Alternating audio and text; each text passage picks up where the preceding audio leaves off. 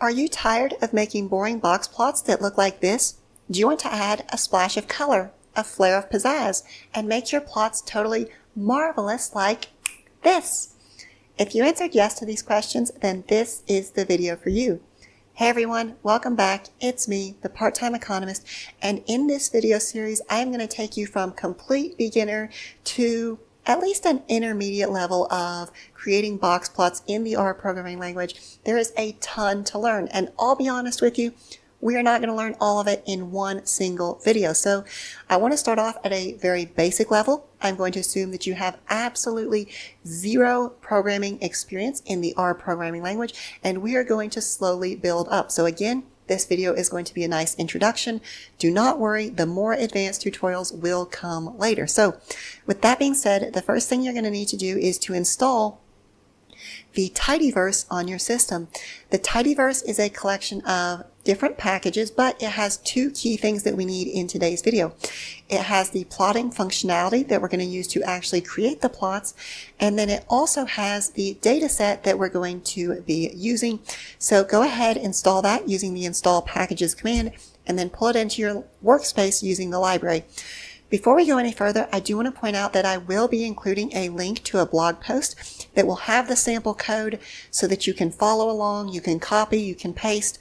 Again, don't think you have to manually write down everything that I'm doing in the video. I will have a blog post because I want to make your life easier. So with that being said, the data set we're going to be working with today is empty cars, and we can get a quick look at that data set by typing head and then passing in empty cars. Now, what you can see here is that we've got a bunch of different vehicles and their attributes, right? How many miles per gallon do they get? How many cylinders does their engine have? And again, this is just a sample data set. You could use your own data, totally fine. But let's suppose we want to create a box plot about miles per gallon. How would we do that? Well, the way that we're going to do that is by doing ggplot. And we have to pass in two key parameters. The first is the data that we're working with, so data empty cars, right? I'm saying empty cars because that is the name of our sample data set. Keep in mind, obviously, you can load your own data into R, right? If you have a Excel spreadsheet, if you have a database, something that you have stored, whatever the name of your data frame is, that's what you're going to put here, right? Let's suppose you're working with a data frame called plant growth, right? You would put data equals plant growth. Okay, so now we need to do AES. Now, aesthetics is essentially saying, what is our X and Y axis going to be, right? In other words, what specific columns from this data set do we want? If we wanted miles per gallon, we're going to do X equals MPG. If we wanted X axis to be displacement, we would do X equals DISP, right? The thing that we're putting here is coming from the column name in your data set. So X equals MPG. Okay, perfect. Now, if I run this command, do you think I'm going to get a beautiful box plot? Well, let's find out. The answer, unfortunately, is going to be no. Number one, because I spelled MPG wrong, right? But even if I would spell it correctly, it still wouldn't give me what I want because I'm essentially just defining a blank canvas. I'm saying use this data set, use this for my x-axis, right? I need to tell ggplot what kind of geometry do I want. Do I want a scatter plot? Do I want a line plot? Do I want a box plot, right? And the way that I do that is by typing plus, GEOM underscore. Now you'll notice there are a lot of different geometries that we could use, right? That's the amazing thing about ggplot is that we can create a ton of different charts. But we want to do a box plot. So now when we run that, it is going to give us the most basic, most simplistic, boring box plot we have ever seen in our life, right? There's no color, there's no labels, there's a lot wrong with it. But it is a start, and we can build from here, right? So let's go ahead and do a little bit of building. We're going to go with plus, and let's add in some labels. So let's go with LABS, and let's do a title, TITLE, and let's call that miles per gallon. Okay, and then let's add in X equals miles per gallon. Okay, now what you'll notice, again, this still isn't a super informative chart, right? Because what we're doing is we are taking all of those different all of those different cars, right? The 4 cylinders, the 6 cylinders, the 8 cylinders, and we are treating them as this undifferentiated group, right? In reality, a 4-cylinder is probably going to get a lot different gas mileage than an 8-cylinder, right? So what we would like to do is, let's break this apart. Let's create a separate box plot for each different factor level. Or to give you a different example, let's suppose we were doing, again, the plant growth, right? And we give one no fertilizer, we give one fertilizer A, and then we give the third group fertilizer B. And we want to plot each of those separately.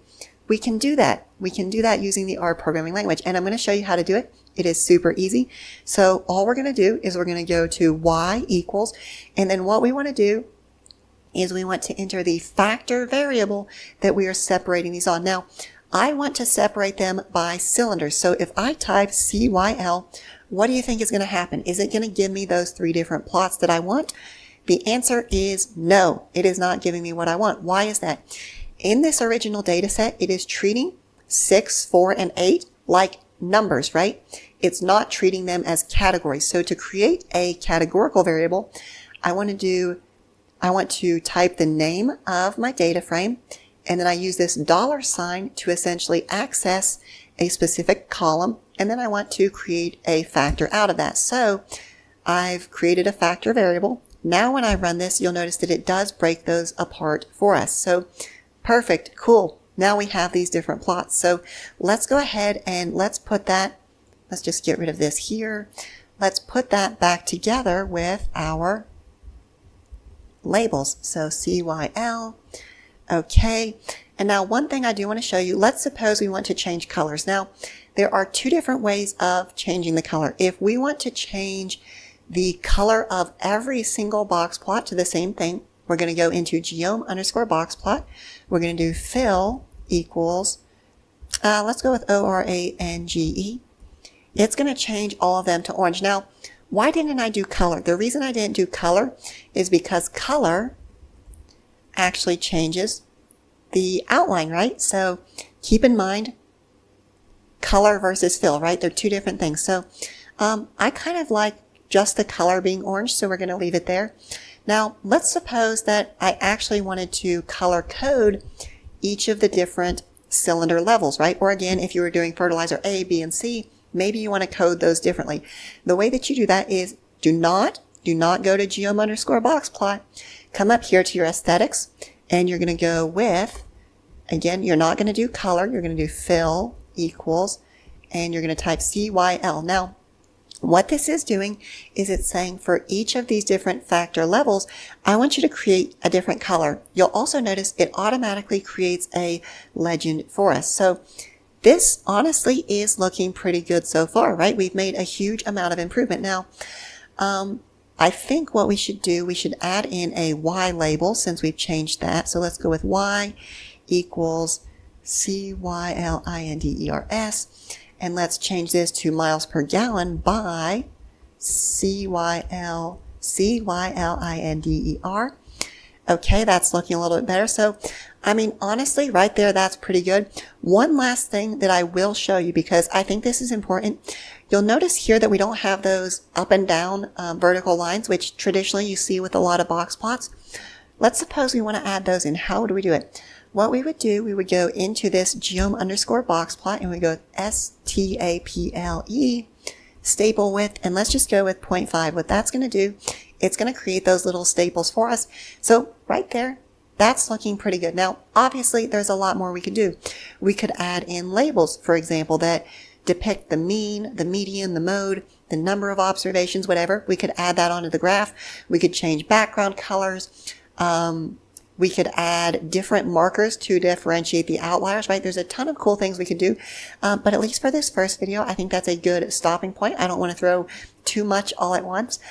So yeah, I hope this video has been helpful. I do appreciate you watching, and I hope you enjoy the rest of your day.